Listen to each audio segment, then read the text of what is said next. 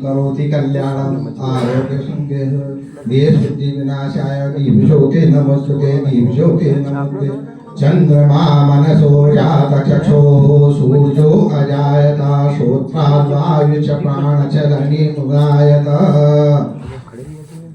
ओम सरस्वतीयाय नमः शुक्लां ब्रह्म विचार सार परमाद्यां जगद व्यापिनीं वीणा पुस्तक धारणीं ममेन्नां ज्ञानान्धकारापहं हस्ते स्फटिक मालिकां विदतिं पद्मासने संस्थितां वन्दे तां परमेश्वरीं भगवतीं बुद्धिप्रदां शारदाम्।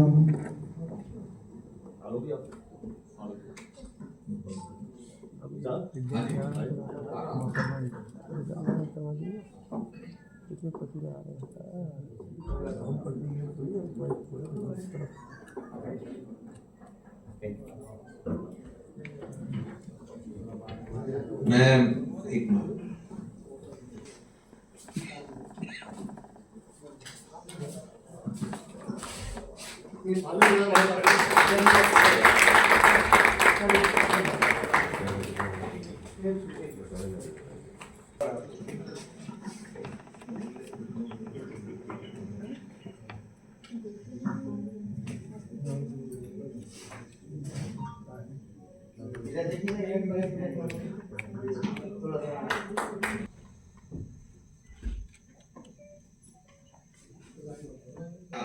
आपका स्वागत है।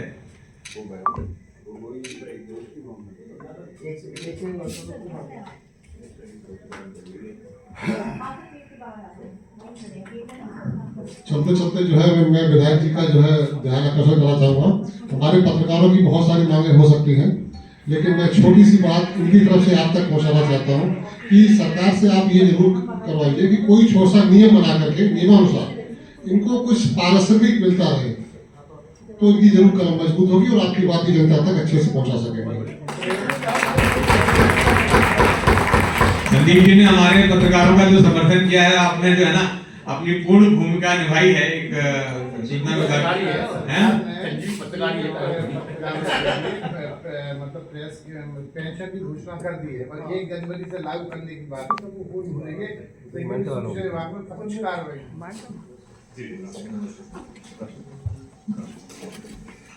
और सदन की तरफ से मैं चाहूंगा कि पूरी तालियों के साथ नारायण जी का स्वागत किया जाए।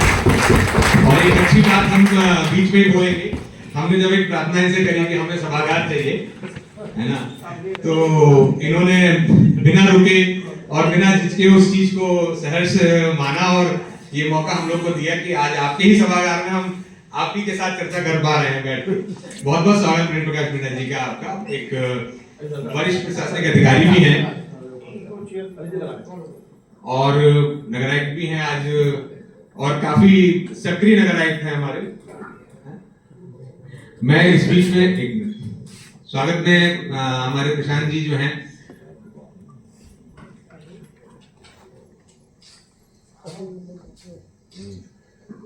मैं हो गया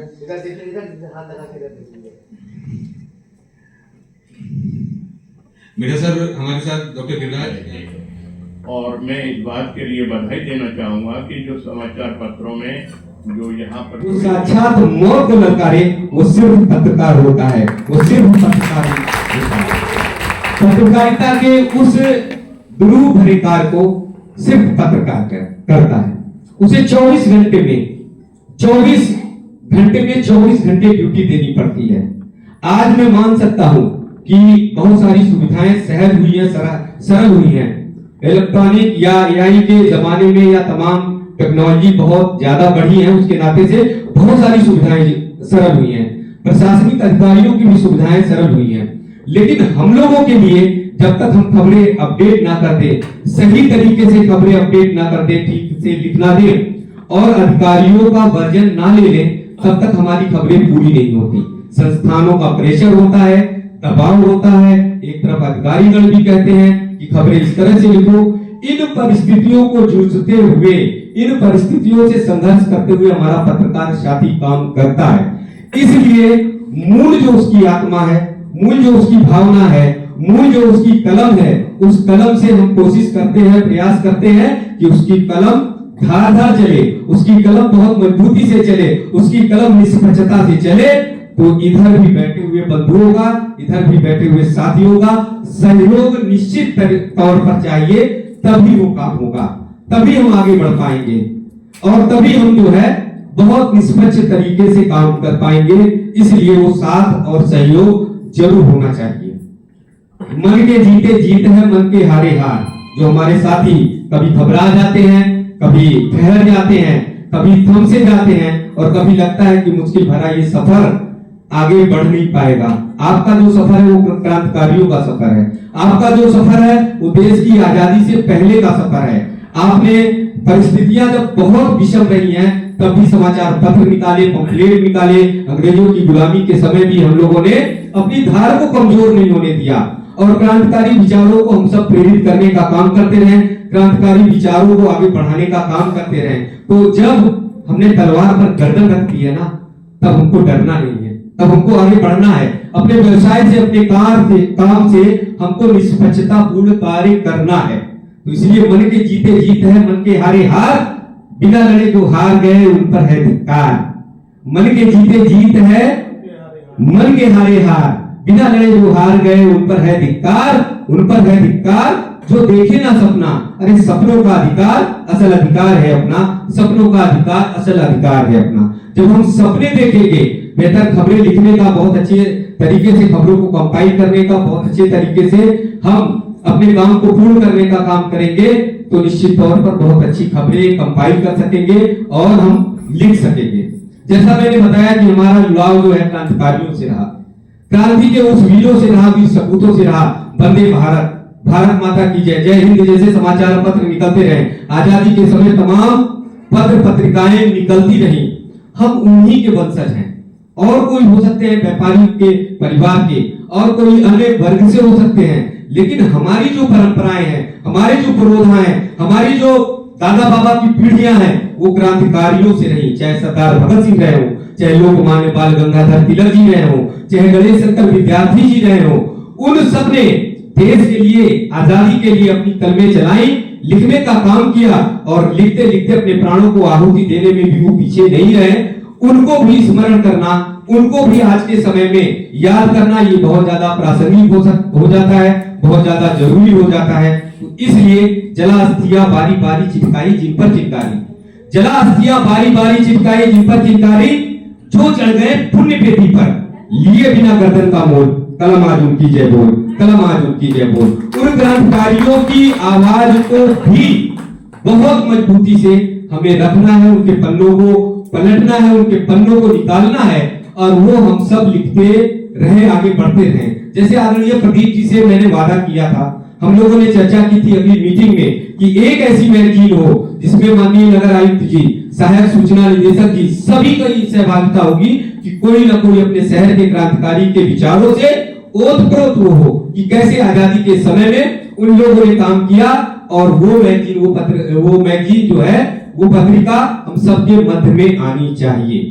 एक बात मैं आदरणीय प्रदीप जी से के लिए बात करके पूरी टीम को, मंचस्थ पूरी टीम को, खासकर प्रदीप जी को नहीं, हम सहायक निदेशक सूचना जी को, नगर आयुक्त महोदय जी को, हमारे मंडल अध्यक्ष जी और संचालन करने वाले सभी लोगों के लिए कह रहे हैं और आने वाले जो युवा साथी हैं उनके लिए कि आज के वर्तमान समय में, आज की जैसी परिस्थितियां हैं, उस परिस्थितियों में आप ये समझ लीजिए कि नए घरों में पुरानी चीजें कोई नहीं रखता, नए घरों में पुरानी चीजें कोई नहीं रखता। परिंदों के लिए आजकल पानी कोई नहीं रखता, नए घरों में पुरानी चीजें कोई नहीं रखता, परिंदों के लिए आजकल पानी कोई नहीं रखता।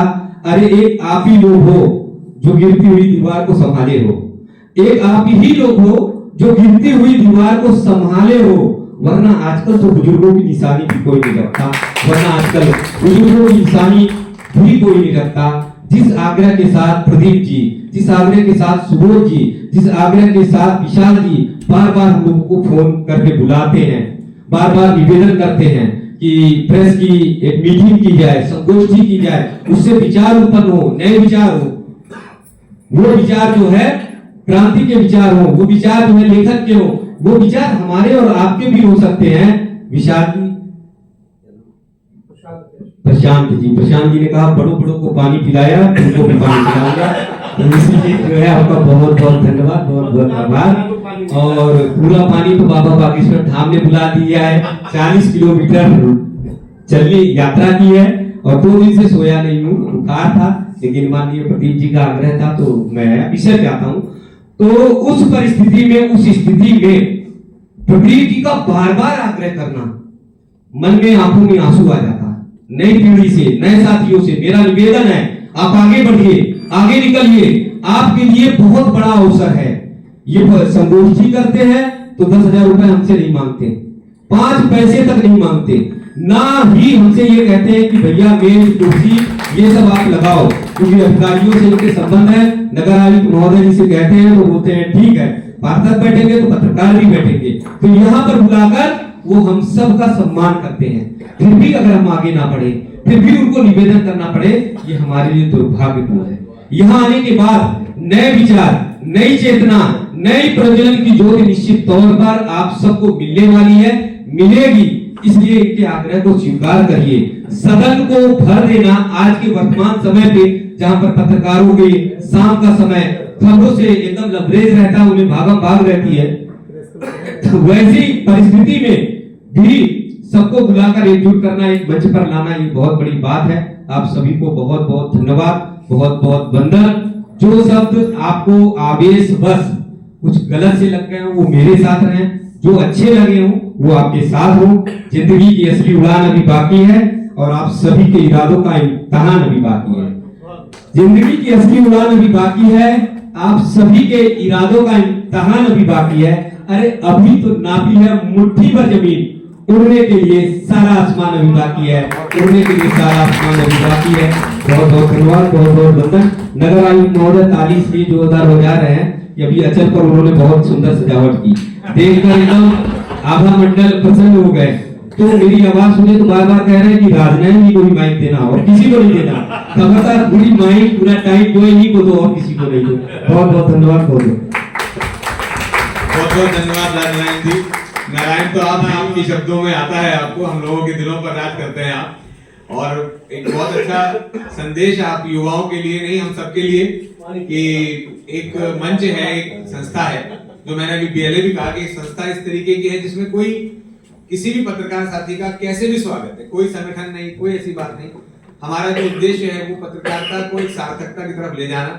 और चूंकि बार बार नगर आयुक्त जी मेरी तरफ देख के और समय घड़ी बार बार लगातार नगर आयुक्त जी सेट कर रहे हैं, तो मैं अच्छा आपको किसी निजी कार्यक्रम में जाना, पहले तो मैं आपका धन्यवाद देता हूँ कि आपने व्यस्तता के बीच में हमारे आग्रह को माना और आपका और समय ना लेते हुए क्या आप अपने जो भी पत्रकार हितों के लिए साथ साथ आपका एक जरूर पत्रकारों का एक प्रश्न होता है कि आप अलीगढ़ आए तो आपको कैसा महसूस हो रहा है, और बाकी बात अभी राजनारायण जी ने तंज छेड़ी दिया है, उधर कह ही दिया है।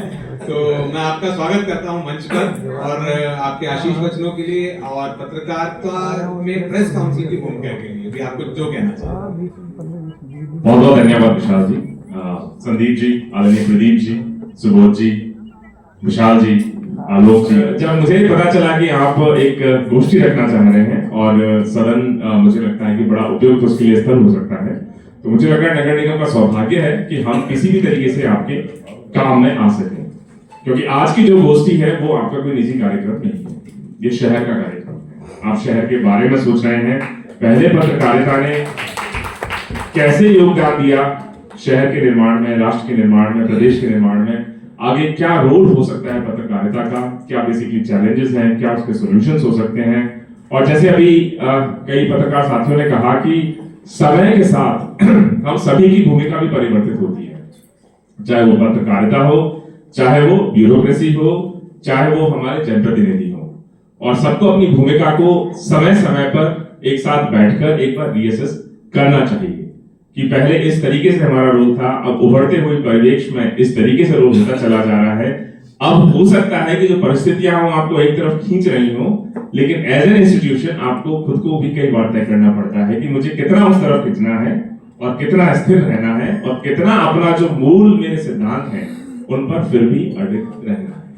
और इस फोरम के माध्यम से बहुत सारे विचार मैंने सुने अगर सही मायने में मैं अपनी बात कहूँ कि मुझे पत्रकारिता के बारे में शुरुआती तौर पे कहाँ से पता चला, क्योंकि मैं तो 8-10 साल विदेश में जब रह के आया तो मुझे भारत के मीडिया के बारे में, खास तौर से स्वतंत्रता से पहले जो रोल प्ले किया मीडिया ने, पत्रकारिता ने खास तौर से, उसके बारे में कोई नॉलेज नहीं थी।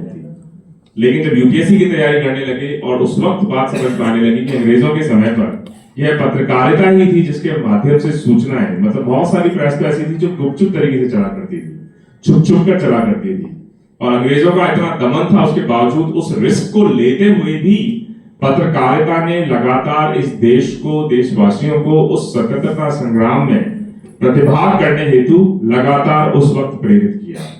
बहुत लोगों ने रिस्क उठाई, अपने घर बार, आर्थिक स्थिति की, सामाजिक स्थिति की, लेकिन उसके बावजूद भी भारत की मजबूत पत्रकारिता कम्युनिटी ने उस बीड़े को लगातार उठाया था। तो इसके लिए मैं एक बार पुनः जितने हमारे पत्रकार बंधु हैं उनको फिर से धन्यवाद दूंगा।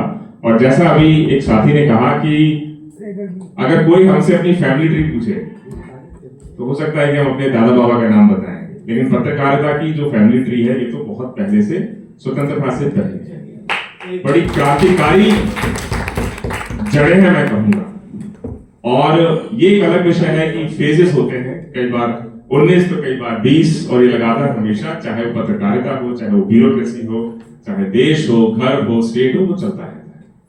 तो कई सारे महत्वपूर्ण मुद्दों पर यहाँ पर सुनकर मुझे बड़ा अच्छा लगा, जिसमें से खासतौर से जो प्रेस काउंसिल ऑफ इंडिया है, जिसको आई थिंक 60 साल से लगभग ऊपर हो गए हैं, 1965 में शायद बनी थी, 66 में बनी थी, उसका रोल बड़ा इंपॉर्टेंट रहा। In fact press council of India का कॉन्स्टिट्यूशनल दर्जा है, और मुझे लगता है कि शायद इकलौता ये पत्रकारिता का इंस्टीट्यूशन होगा जिसको संविधान ने अपने में ही स्वयं जगह दे रखी है। और इसी से पता चलता है कि पत्रकारिता जो हमारा चौथा स्तंभ है लोकतंत्र का, वह इतना महत्वपूर्ण क्यों है। क्योंकि अगर 3 जो स्तंभ हैं जिनको मूल रूप से जिम्मेदारी दी है बेसिकली राष्ट्र निर्माण की, अगर वो कहीं डगमगाने लगे, अगर उनसे कोई गलती होने लगे, उनसे कोई चूक होने लगे, तो चौथा स्तंभ है ये लगातार उनको आगाह करता रहे। और आगाह करने के साथ साथ अगर ये 3 स्तंभ कुछ अच्छा कार्य करें तो उसको भी लोगों तक पहुंचाता है। और जैसा आपने कहा कि अलीगढ़ में आपको आगे कैसा लगा, उपजा से मेरा नाता बहुत पुराना है। मेरी फर्स्ट पोस्टिंग जब बस्ती में रही तब मुझे बहुत आइडिया नहीं था कि क्या क्या इंस्टीट्यूशंस हैं, उपजा क्या है, अलग अलग, क्योंकि बहुत सारे संगठन बने हुए हैं, और चाहे बस्ती हो, चाहे हाथरस हो, चंदौली हो, उन्नाव हो, कानपुर हो, सभी जगह मेरे पत्रकारों से बहुत ही अच्छे संबंध रहे। मैंने अपना काम किया, उन्होंने अपना काम किया। अगर मैं खराब करूं तो आप खराब लिखिए, ठीक करूं तो मेरी आपसे इतनी ही निवेदन रहेगा कि जैसा है वैसा लिखिए। मैं ये नहीं कहूंगा कि नेगेटिव है तो उसको पॉजिटिव बनाइए, या पॉजिटिव है तो आप नेगेटिव बनाइए, जैसा है वैसा लिखिए। और बहुत सारी चीजें आपके माध्यम से पता चलती हैं। कई लोग होते हैं जो पत्रकारों से अपना बड़ा दूरी बना लेते हैं, और कई बार हमारी भी पोस्टिंग होती है तो जाके हमको भी कहा जाता है कि भाई दूरी ही ठीक है, बेवजह फंसना नहीं, बात नहीं करना, ये नहीं करना, वो नहीं करना। बस्ती की बात है, बस्ती में जब मेरी पहली पोस्टिंग हुई, आज मुझे याद है, बस्ती में एक तहसील है, हरैया तहसील है, अयोध्या और बस्ती के बॉर्डर पे लगती है, और पूरे इंडिया की सबसे बड़ी तहसील है, 1535 उसमें गांव है, बहुत बड़ी तहसील है। तो वहां पे आ गया कि पत्रकारों से आप थोड़ा सा हट बच के ही चलिए, क्योंकि यहाँ पर जो भी आता है, ज्वाइंट मजिस्ट्रेट एसडीएम जो आता है, वो बस, क्योंकि अलग अलग चीजें चलती हैं। तो शुरू में तो हमने भी सोचा 15 दिन, 20 दिन, महीने भर, लेकिन धीरे धीरे ये बात समझ में आया कि हम तो एक दूसरे के पूरक हैं। अगर हम आपसे अपनी बात नहीं कहेंगे, और अगर उस जगह पे कोई बात हो रही है, मैं अपनी बात अगर आप तक नहीं पहुंचाऊंगा, तो आप तो बाध्य हैं, फिर जितनी आपके पास इंफॉर्मेशन आप लिखेंगे, आप लोगों को बताएंगे, फिर अगले दिन मैं उसको पढ़ूंगा, बोलूंगा अरे बड़ा नेगेटिव लिख दिया आपने, तो आप कहेंगे साहब आपसे तो बात करने का प्रयास किया, आप तो कुछ बताते हो नहीं, आप कुछ कहते हो नहीं, तो फिर जो मेरा मन करेगा, मेरा तो काम है, मेरा पेशा है, मैं तो लिखूंगा ही लिखूंगा। तो वो 1 महीने में शुरू में बात समझ में आ गई कि संवाद कभी टूटना नहीं चाहिए, संवाद हमेशा रहना चाहिए, विषम परिस्थितियों में भी रहना चाहिए। हो सकता है कि नगर निगम हो, या मैं एसडीएम हूं, या मैं डीएम हूं, या किसी भी पद पे हूं, हो सकता है कोई ऐसा फेज हो जो बड़ा मुश्किल फेज हो। जैसे हाथरस जो मेरी पोस्टिंग थी तो बड़ा एक डिफिकल्ट सा फेज उस वक्त था, लेकिन ये भी मैंने देखा खासतौर से जो हमारी लोकल प्रेस है वो हमेशा सपोर्टिव रहती है, क्योंकि सबसे पहले तो उसको सारे तथ्यों का गहनता से पता होता है। हो सकता है जो व्यक्ति दिल्ली से उड़ के आए, बॉम्बे से उड़ के आए, उसको शायद सभी तथ्यों का पूरी तरह संज्ञान ना हो, उसको सिर्फ उतना ही संज्ञान हो या उसको उतना ही दिखाना हो जितना कि उसको मैंडेट मिला है। लेकिन ये मैंने हाथरस में भी देखा कि सत्य लोकल प्रेस को हमेशा पता होता है। वो हो सकता है उतना उसको बेबाकी से ना लिख पाए, बहुत कारण हो सकते हैं उसके, या हो सकता है वो लिखे लेकिन वो आवाज वहां तक ना पहुंच पाए। लेकिन ये मैंने देखा है कि अगर आप सही हैं, आपका मन साफ है, तो आपको हमेशा हमेशा मतलब 99 भी नहीं 100% केस में पत्रकारिता से, मीडिया से हमेशा सपोर्ट मिलता ही मिलता है। और ये मेरा 7वां डिस्ट्रिक्ट है। 7 डिस्ट्रिक्ट में मैं अलग अलग जगह पे इसको टेस्ट कर चुका हूं और मुझे आज भी बार बार वो वक्त याद आता है जब बस्ती में पहली पोस्टिंग हुई, कह रहे नहीं पत्रकारों से थोड़ा बच के ही रहो। मैं क्यों बच के रहो? आप उनसे बात करिए। एक पत्रकार क्या चाहता है कि उसका सम्मान रहे, इतना ही सम्मान रहे कि आप उसको प्रेम से, अच्छे व्यवहार से सिर्फ उससे बात करें। वो आपसे कुछ प्रश्न पूछे, उसका जो सही सही उत्तर है वो आप उनको बता दें। आपने कुछ कार्य किया है तो सूचना उन तक पहुंचा दें। कुछ गड़बड़ हो रहा है वो आपसे पूछ रहे हैं तो आप अपना बयान उसमें दे दें कि साहब अगर ये गड़बड़ है, संज्ञान में है, ये कार्रवाई कर रहे हैं, आपका स्टेटमेंट उसमें छप जाए तो बैलेंस कवर हो जाएगी। अगर मैं आपसे बात ही नहीं करूंगा, आपको बताऊंगा ही नहीं, तो आप तो लिखेंगे कि साहब सड़कें टूटी पड़ी हैं, लाइट जल नहीं रही है, नालियां सब सड़ी पड़ी हैं, ये हो रहा है वो हो रहा है। आपकी क्या गलती है उसमें? लेकिन आप वो लिखेंगे, साथ में आप मुझसे बात करेंगे और मैं बताऊंगा आपसे कि नालियां गंदी तो है लेकिन सफाई का हमारा ये प्लान है, लाइटें खराब तो है लेकिन ठीक करने का हमारा ये प्लान है, सड़कें टूटी तो है लेकिन अगले 2 महीने में सारी दुरुस्त हो जाएंगी, मथुरा रोड पे कचरे का ढेर तो लगा हुआ है लेकिन अब 3 दिन बाद उसका निस्तारण एक्चुअली जमीन पे शुरू हो जाएगा। तो जो व्यक्ति पढ़ेगा वो कहेगा हाँ यार दिक्कत तो है लेकिन प्रशासन का उसके लिए प्लान भी ऑलरेडी तैयार है।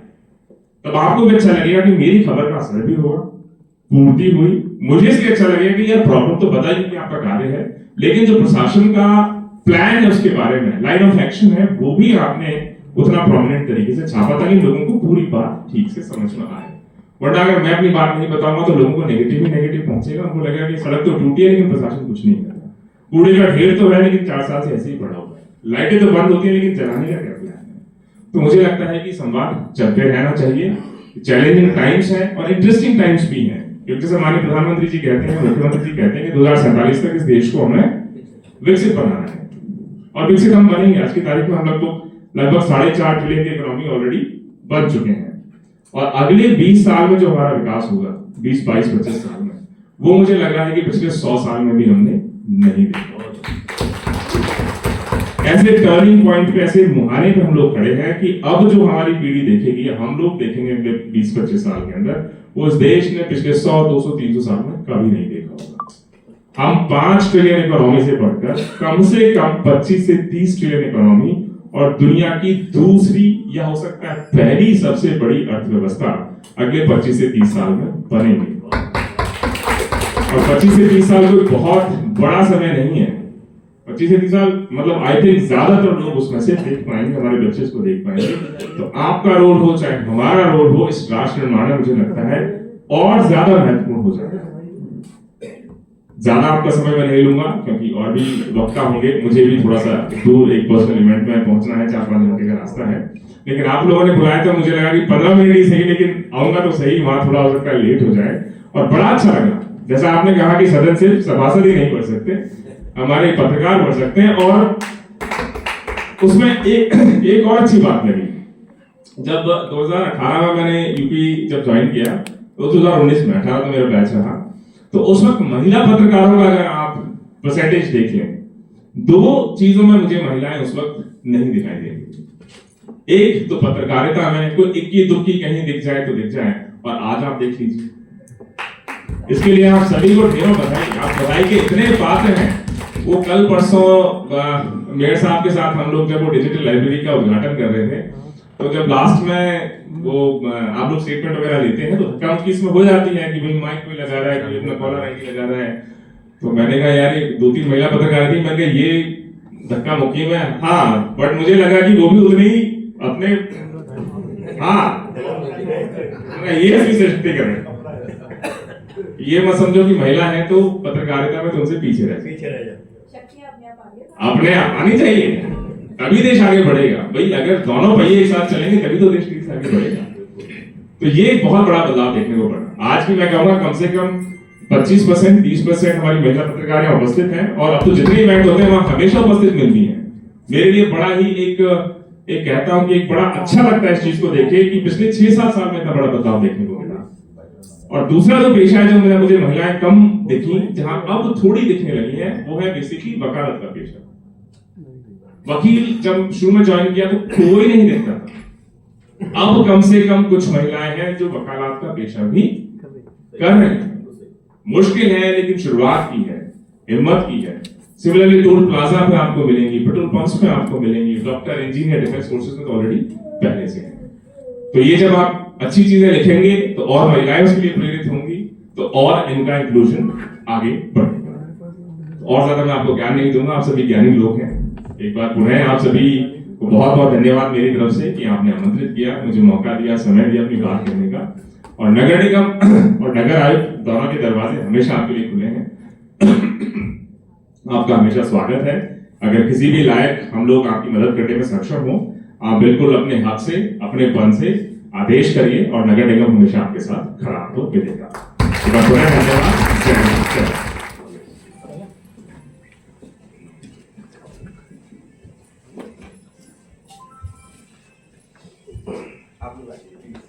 धन्यवाद।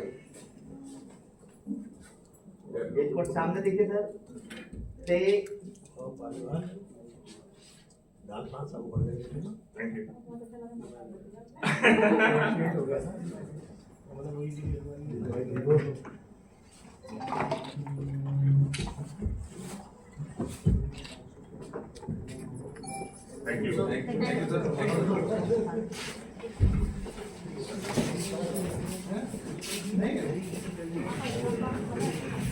करना चाहूंगा अपने सभी पत्रकार बंधुओं से, पत्रकार साथियों से, कि हमारी इस जो दिव्यांग बेटियों के लिए निस्वार्थ है, कोई मेरा एनजीओ नहीं है।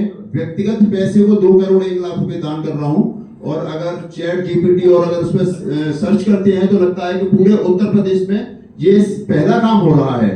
तो इसमें मैं एक निवेदन करूंगा कि हमारी दिव्यांग बेटियों तक आवाज पहुंचाने के लिए अगर ये खबर अच्छी लग रही है तो इसको लगाएं और उन बेटियों तक आवाज पहुंचा के उनको लाभ दिलवाने में ये मदद करें हमारी।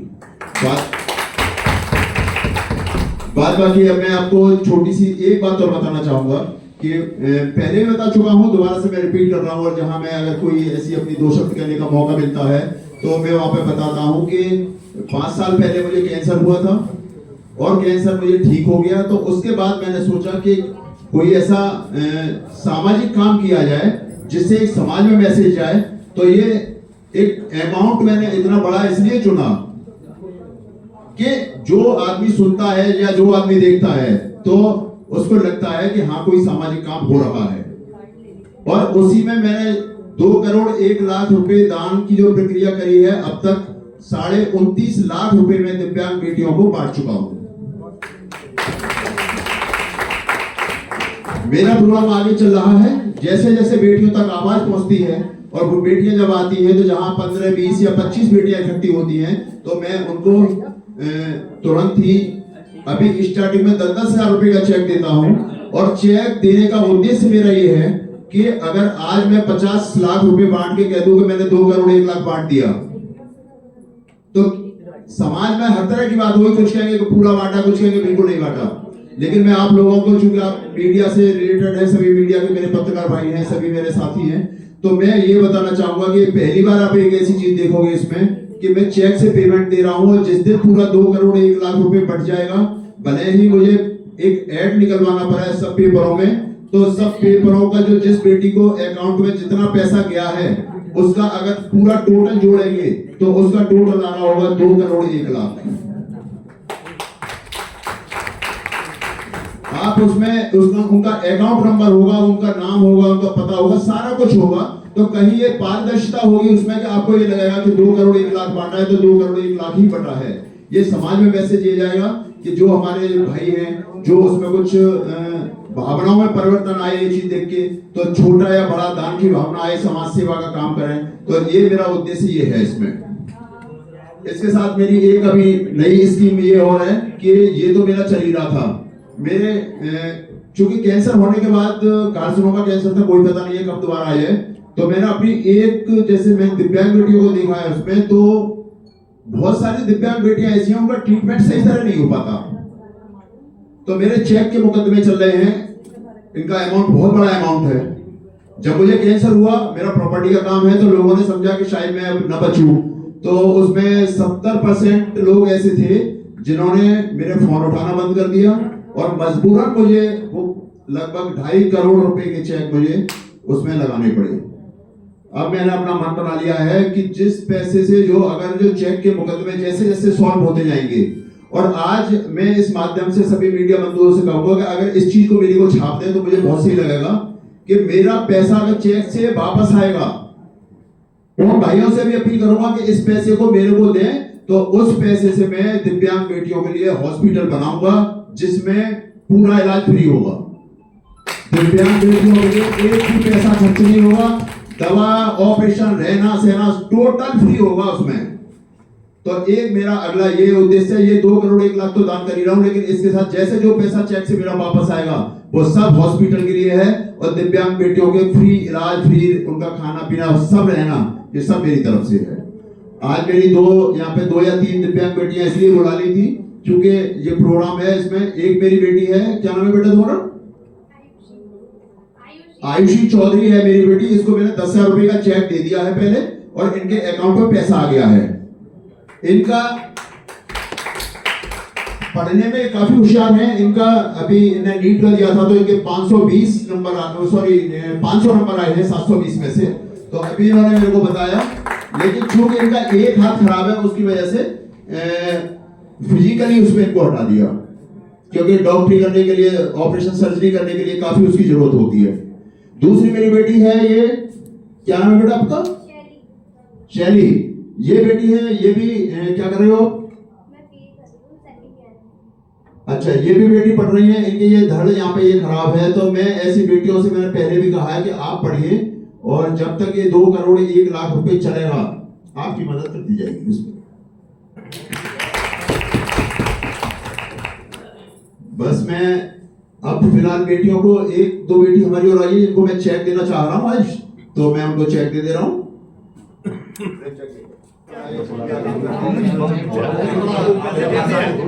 बेटा इधर देखो, इधर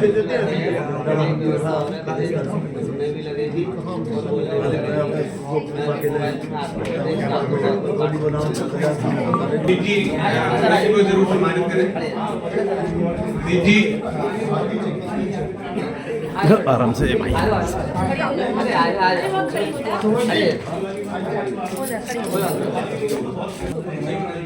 दादा एक मिनट, अटल जी कहाँ है? आओ, आप भी आओ।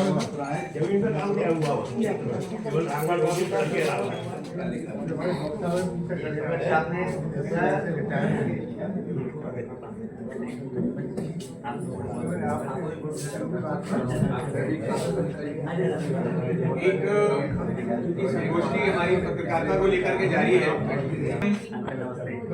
ऑलरेडी काफी लंबे समय से जारी है, और 2 मिनट का मैं चाहूंगा। हमारे बीच में इग्नू के रीजनल डायरेक्टर साहब आचार्य जी हमारे बीच में हैं, अजय वर्धन आचार्य जी, लेकिन चूंकि समय का अभाव है, मैं 2 शब्द आपसे जरूर सुनना चाहूंगा, और आप मुझसे आग्रह करके भी गए थे, तो 2 मिनट आप आके अपनी बात जो भी आप कहना चाहें।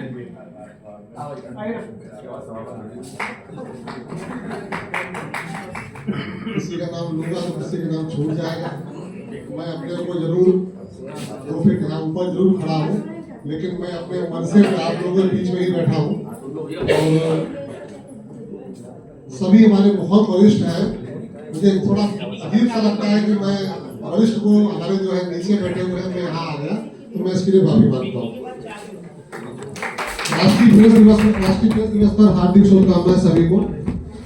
उपजा की तरफ से आज एक भव्य कार्यक्रम आयोजन हुआ, इसमें बीच में कई कार्यक्रम जुड़ गए और कारवां बन गया। ये तो हमारे पंडित जी शर्मा जी के लिए मोहब्बत है कि अपना प्यार बांटते रहते हैं और सभी को आमंत्रित करते रहते हैं, और ये कारवां बनता रहता है। मैं तो सिर्फ इतना ही कहूँगा कि जो प्रदेश सरकार द्वारा जो भी योजनाएं चल रही हैं, चलाई जा रही हैं।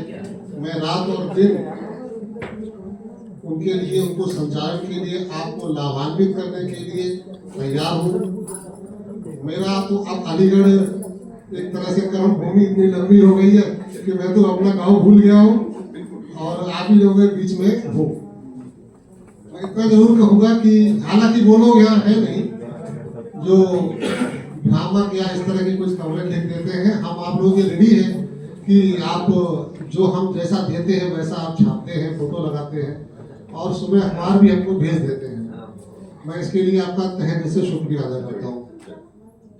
पत्रकारिता की बात जहाँ तक है, बहुत कुछ राजनारायण जी ने या आचार्य जी ने या बहुत कुछ बोल दिया गया है, तो ज़्यादा कोई बोलने की आवश्यकता है नहीं जाती है। उमेश ठाकुर जी साहब चले गए हैं, बहुत अच्छा किया। मैं आज इनसे रूबरू हो रहा हूँ।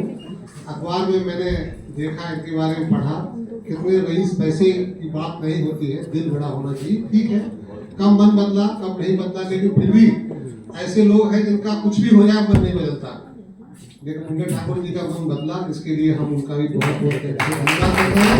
और ये धन्यवाद आज नहीं है, ये धन्यवाद उसी दिन था जब आप सुर्खियों में आए थे, तो मुझे लगा कि नहीं कोई कुछ कर रहा है, कभी तो सही कर तो रहे और होना चाहिए, और इसका ईश्वर आपको फल देगा जरूर। तो पत्रकारिता की बात जहाँ तक है, प्रेस काउंसिल की बात जहाँ तक, बहुत सारी बातें हो गई हैं। मैं तो इतना ही कहूँगा कि हमसे जो कुछ बनता है पत्रकारों के लिए, हितों के लिए, वो मैं करूँगा। हाँ, रही बात आर्थिक मजबूती की, वो तो मैंने पहले ही अपनी बात रख दी है। और अभी पेंशन का मामला प्रदेश सरकार द्वारा उठाया गया था, तो मैंने और हमारे माधव शर्मा जी है, कंप्यूटर ऑपरेटर जी हैं हमारे, बिल्कुल कंधे से कंधा मिला के हम लोग काम करते हैं। मैंने वो समझ सकते हैं कि मैंने कितनी, पूरे प्रदेश में कहीं उसके लिए फॉर्म नहीं था, और हम दोनों लोगों ने मिलकर के वो फॉर्म बनाया और भेजा। वो एक अलग विषय है, काम किया हमने, कर्म किया आपके लिए, और ये सोचा कि नहीं एक फॉर्मेट पे आपका पूरा चित्रण हो जाए, भर जाए, और वो मिले। हालांकि अभी तक वो धरातल पर नहीं उतर पाया है, लेकिन इतना जरूर मैं विश्वास दिलाता हूँ कि जब भी पत्रकारों के हितों की जो बात आती है, मैं प्रयास करूंगा, करता रहूंगा आगे। जय हिंद, जय भारत। बहुत दिन बाद इतने सारे पत्रकार एक स्थान पर इकट्ठे मिले हैं। निश्चित रूप से पत्रकार हमारे लोकतंत्र के प्रहरी के रूप में काम करते हैं, और लोकतंत्र कैसे मजबूत हो, ये पत्रकारों की पत्रकारिता पर आधारित है। जो विपक्ष का अफवाह फैलाने का अभियान है, तुष्टीकरण करने का अभियान है, एक वर्ग विशेष को खुश करने के लिए वो देश की प्रतिष्ठा को भी दांव पर लगा देते हैं। ये पत्रकार हैं जो उनको तार्किक रूप में जब ढालते हैं तो जनता समझ जाती है कि विपक्ष किस प्रकार से झूठ बोलकर देश को बदनाम करना चाहता है। और जनता ने अपने अभिमत से बिहार के अंदर, महाराष्ट्र के अंदर ये सिद्ध करके दिखाया है कि आप झूठ बोलिए, हम लोकतंत्र की ताकत से एक उंगली बटन दबाकर लोकतंत्र के स्वरूप को जनता के बीच में रखने का काम करेंगे। जैसा कि आज अलीगढ़ के अंदर जवाहर भवन में एक कार्यक्रम किया गया, कार्यक्रम के संचालक और जो राष्ट्रीय अध्यक्ष हैं उनसे पता करते हैं। सर, क्या आज कार्यक्रम कैसे किया गया? पहले तो हरीश जी, मैं आपको बता दूं, ये जो आज का कार्यक्रम था वो राष्ट्रीय प्रेस दिवस के उपलक्ष्य में था, और उपजा की मंडल इकाई के तत्वाधान में इस कार्यक्रम का आयोजन किया गया था, जिसमें मंडलीय स्तरीय जो पत्रकार थे उन सभी को आमंत्रित किया गया था, और एक संगोष्ठी कि आज की प्रेस पर राष्ट्रीय जो प्रेस काउंसिल है उसकी भूमिका के ऊपर मंथन किया गया, जिस कार्यक्रम में प्रमुखता से हमारे प्रदेश अध्यक्ष माननीय प्रदीप शर्मा जी रहे, अलीगढ़ के नगर आयुक्त प्रेमचंद मीणा जी रहे, विधायक कोल अनिल पराशर जी, सहायक सूचना अधिकारी नहीं और हमारे भाई के जैसे कार्यरत रहने वाले हमेशा संदीप जी, आपके साथ इसके अलावा मानवेंद्र गुरु जी विधायक जी का सानिध्य भी हमें प्राप्त हुआ। साथ ही साथ वरिष्ठ पत्रकार सुरेंद्र अग्रवाल जी ने और कई सारे पत्रकारों ने आज की जो प्रेस काउंसिल की भूमिका है उसके ऊपर इसकी चर्चा करी। और उपजा का जो एक प्रमुख उद्देश्य है कि उपजा सभी संगठनों से एक तालमेल बनाकर एक जर्नलिस्ट या पत्रकार की जो सही अहमियत है उसे उसके क्षेत्र में उपलब्ध कराए। उसकी समस्याओं का तो समाधान हर संगठन अपने स्तर से करना चाहता है, लेकिन हम चाहते हैं कि एक सार्थक पत्रकारिता का जो माहौल है वो सभी पत्रकारों के बीच में सुरक्षा का माहौल पैदा हो। इसका एक ये दूसरी बैठक है। पिछले माह भी हमने एक बैठक करी थी, अभी ये दूसरी बैठक इस माह आयोजित की गई है, जो कि नगर निगम के सभागार में आयोजित की गई। और जिस तरीके से IAS अधिकारी और विधायकों का सानिध्य भी मिला और उन्होंने अपनी अपनी बात कही, तो इस गोष्ठी का जो प्रमुख उद्देश्य था, जो मंथन था, वो पूरा हुआ। और इस मंथन के माध्यम से हमें एक पटल भी मिला, इवन मुख्यमंत्री तक हमारी अपनी बात को पहुंचाने का हमें मौका भी प्राप्त हुआ। और इसके लिए मैं बहुत बहुत धन्यवाद दूंगा। हमारे अध्यक्ष जी हमारे साथ ही खड़े हुए हैं, आपके कैमरे में आ रहे हैं, और इनका जो एक प्रयास है लगातार चल रहा है। बाकी बातें मैंने जो वो कही, अध्यक्ष जी बाकी बात अध्यक्ष जी से पता करना, अध्यक्ष जी क्या था आज उद्देश्य? आज के दिन हमारी मीडिया काउंसिल का गठन हुआ था लगभग 65 वर्ष पहले, और हमारी उत्तर प्रदेश जर्नलिस्ट एसोसिएशन की 43 इकाइयों ने उत्तर प्रदेश में आज इसका मीडिया राष्ट्रीय प्रेस परिषद का दिन का कार्यक्रम किए गए। और इसमें जो मंथन किया गया पत्रकारों के हितों के साथ साथ, क्योंकि जब इसका गठन किया गया था जब सिर्फ प्रिंट मीडिया थी, आज इलेक्ट्रॉनिक भी है और डिजिटल और सोशल मीडिया भी है। तो इसमें हमारी जो मंथन में जो प्रमुख चीज निकल के आई है कि इस समय मीडिया काउंसिल, प्रेस काउंसिल की जगह मीडिया काउंसिल का गठन किया जाए, और हमारी सरकार से ये मांग है कि इसकी जगह मीडिया काउंसिल का गठन करें। आज जो राष्ट्रीय प्रेस दिवस है उस पर उपजा के द्वारा जो कार्यक्रम किया गया बहुत अच्छा लगा है। और इस कार्यक्रम के अंदर जो लोकतंत्र का जो चौथा स्तंभ है पत्रकारिता, उसका जो बड़ा उद्देश्य है कि निष्पक्षता, निर्भीकता और ईमानदारी, उस पर जो पेपर्स हैं वो बहुत सारा काम कर रहे हैं।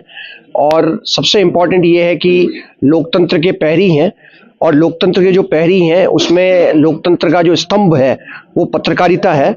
और पत्रकारिता को लेकर हमारा जो इंदिरा गांधी राष्ट्रीय मुक्त विश्वविद्यालय है, क्षेत्रीय केंद्र अलीगढ़, बहुत सारे पाठ्यक्रम चलाता है, जिसमें जर्नलिज्म और मास कम्युनिकेशन का PG डिप्लोमा है, मास्टर्स के प्रोग्राम जर्नलिज्म और मास कम्युनिकेशन के होते हैं। इसके अलावा डिजिटल मीडिया को लेकर भी बहुत सारे कार्यक्रम चल रहे हैं, तो वो बहुत नौकरी प्रद है। और इग्नू का क्षेत्रीय कार्यालय का जो ध्येय है वो बेरोजगारी हटाना है। मैं राजस्थान के अंदर भी मैंने जो है बेरोजगारी उन्मूलन को लेकर काम किया है, और वहाँ पर हमने 8 रोजगार मेले किए हैं। आगे हमारा जो प्रयास रहेगा कि उपजा के साथ मिलकर इंटर्नशिप और केस स्टडीज में इंटर्न तैयार करना है, अखबार को भी जोड़ना है, क्योंकि जो 18वीं शताब्दी में जो पुनर्जागरण हुआ था उस दौर में भारत में, उसमें पत्रकारों ने बहुत बड़ी भूमिका निभाई थी। और पत्रकार एसोसिएशन के द्वारा मैं अपनी तरफ से मिलकर जो इंटर्नशिप है, केस स्टडीज है, रिसर्च है, R&D है, और जर्नलिज्म और मास कम्युनिकेशन का जो इग्नू में स्कूल है, उस स्कूल में भी हम इसको जोड़ेंगे, जिससे उपजा के द्वारा जो कार्यक्रम हो रहे हैं वो उसका फायदा मिलेगा। और सबसे इंपॉर्टेंट ये है कि उत्तर प्रदेश के अंदर जो इनरिचमेंट है, 75 जनपद के अंदर जो साहित्य है, संस्कृति है, कल्चर है, उसको लेकर भी बहुत सारा काम हो रहा है। और उसमें मैं अभी विकसित भारत और विकसित उत्तर प्रदेश का 2047 का नोडल ऑफिसर हूं, जिसके तहत मैं अभी एक बुकलेट भी तैयार कर रहा हूं, जिसके अंदर उत्तर प्रदेश के अखबार कौन कौन से चल रहे हैं, अखबारों की क्या पहचान है, उसको लेकर भी हम काम करेंगे। जिसमें हमारा जो उद्देश्य है, जो अभी आज का जो विषय है, जो पत्रकारिता की जो काउंसिल है, उसमें पत्रकारों की क्या भूमिका है, और जो पत्रकार जो हमारा स्तंभ है लोकतंत्र का चौथा, वो कैसे मजबूत हो, क्योंकि व्यवस्थापिका, कार्यपालिका, न्यायपालिका, और जिसमें लोकतंत्र का जो चौथा वाहक है वो है। इसलिए मैं आज इस अवसर पर सभी पत्रकार बंधुओं को उत्तर प्रदेश के बहुत बहुत शुभकामनाएं देता हूं, और राष्ट्रीय प्रेस दिवस के ऊपर भी उनको बहुत बहुत बधाई देता हूं। जिस तरह से अखबार के प्रहरी बनकर हम सब लोग मिलकर इस पे काम करते हैं, तो मैं उत्तर प्रदेश जर्नलिस्ट एसोसिएशन को इस अवसर पर बहुत बहुत शुभकामनाएं देता हूं। तो क्या डॉक्टर अजय वर्धन आचार्य, क्षेत्रीय निदेशक, इंदिरा गांधी राष्ट्रीय मुक्त विश्वविद्यालय, क्षेत्रीय केंद्र अलीगढ़। Thank you. मेरा नाम मुन्ना ठाकुर है, अमरपुर कोंडला मेरा गांव है, अलीगढ़ से हूं मैं। तो सर, आपका यहाँ पर आने का क्या उद्देश्य था आज? मेरा आज उद्देश्य था, मेरे यहाँ पे जो आयोजक थे उन्होंने मेरे को इनवाइट करा कि आप लोग समाज सेवा में एक बड़ा काम कर रहे हैं, तो आप हमारा जो आज एक राष्ट्रीय प्रेस कॉन्फ्रेंस हो रही है, तो उसमें राष्ट्रीय प्रेस दिवस है, तो उसमें मेरे को आना है वहाँ पे, और एक चूँकि सामाजिक काम कर रहे हैं इसलिए जो मीडिया के हमारे पत्रकार बंधु वहाँ पे उपस्थित होंगे उनके लिए कुछ कहना है। और हमारी जो दिव्यांग बेटियां हैं वो भी 2-1 बेटियां जो पहुंच जाएंगी वहाँ पे, तो उनको ये मैसेज देना है पूरे समाज को कि जहाँ दूर दराज में हमारी जो दिव्यांग बेटियां हैं उन तक आवाज़ पहुँच जाए। सर उन बेटियों के लिए आप क्या कर रहे हैं? मेरी जो दिव्यांग बेटियां हैं, मैं जिला अलीगढ़ की दिव्यांग बेटियों के लिए कर रहा हूं, और उसमें दिव्यांग बेटियों के स्वास्थ्य के लिए, उनकी शिक्षा के लिए, उनके व्यापार के लिए जहां सहयोग हो सकता है, जहां उसको जरूरत है, उसके लिए मैं काम कर रहा हूं। क्या सहयोग कर रहे हैं आप? मैं सहयोग किसी बेटी के लिए, एक तो मैं नंबर 1 का जो पैसा दे रहा हूं, कहीं नंबर 2 का पैसा नहीं दे रहा, चेक से पेमेंट कर रहा हूं पूरा, और उस बेटी को जहां जिस चीज़ की जितनी ज़रूरत है, ऐसा नहीं है कि अगर किसी बेटी के इलाज के लिए, ऑपरेशन के लिए कहीं भी अगर 10 लाख रुपए भी खर्च होते हैं तो 10 लाख रुपए भी खर्च करूंगा। मेरी कोशिश होगी कि बेटी स्वस्थ हो जाए और सही तरह से अपना काम कर सके। इस चीज में आपका सहयोग कौन कौन कर रहा है? इसमें मेरा अकेले का सहयोग है, न मेरा कोई एनजीओ है, न मैं किसी का सहयोग ले रहा। मैं सिर्फ अपना व्यक्तिगत काम कर रहा हूं और मेरे व्यक्तिगत पैसे से ही मैं अपना ये दान कर रहा हूं। तो आपके अंदर ये प्रेरणा आई किस तरह आई है? मैं 5 साल पहले मुझे कैंसर हुआ था, मैं पहले भी बता चुका हूं अपने पत्रकार बंधुओं को कि कैंसर हुआ था, तो उस समय मैंने ये देखा था कि बहुत से ऐसे गरीब और ऐसे लोग थे वहाँ पे कि जो इलाज कराना तो बहुत दूर, अपना जो एक डॉक्टर की जो फीस का पर्चा होता है उसे भी बनवाने के लिए देख रहे थे कि कहाँ से अरेंजमेंट हो। तो उसकी वजह से फिर मैंने सोचा कि कहीं जो गरीब हैं या जो दिव्यांग हैं, जो परेशान हैं, उनके लिए मैं ऐसी मदद करूं, जब से मेरी प्रेरणा आई मेरे उसमें।